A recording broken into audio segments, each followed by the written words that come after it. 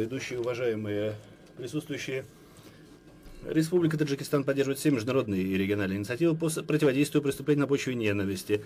В соответствии со статьей 189 Уголовного кодекса, действия, направленные к возбуждению национальной, расовой, религиозной и местнической вражды, розни, унижению национального достоинства, равно пропаганды исключительно граждан по признаку их отношения к религии, национальной, расовой или местнической принадлежности, если эти действия совершенно публично или с использованием средств массовой информации, являются преступлением. Что касается рекомендаций, сожалеем, что БСЕ предоставляет трибуну для организаций, чья идеология основана на принципах религиозной нетерпимости и пропаганде насилия.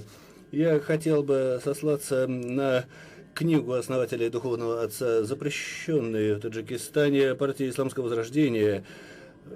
Он открыто пропагандирует насилие, призывает к убийству таджикских граждан, даже если он считает себя мусульманином, и не разделяет их политических взглядов. На странице 190 автор называет Таджикистан территорией неверных Дар-аль-Куфр и территорией войны Дар-аль-Харб.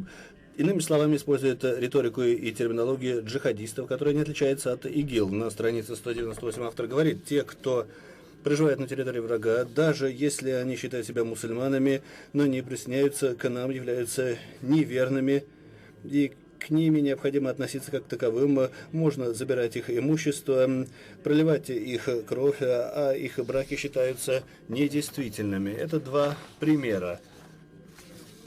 Их число насчитывает тысячи. За годы своего функционирования в Таджикистане издательство партии Исламского Возрождения издавало десятки книг и другие материалы, разжигающие религиозную нетерпимость и насилие. Сегодня последователи этой идеологии, укрывшись от правосудия в некоторых странах Европейского Союза, перерегистрировав себя под другими названиями, продолжают пропаганду идеологии ненависти с использованием языка вражды, что можно увидеть на их страницах в интернете и соцсетях.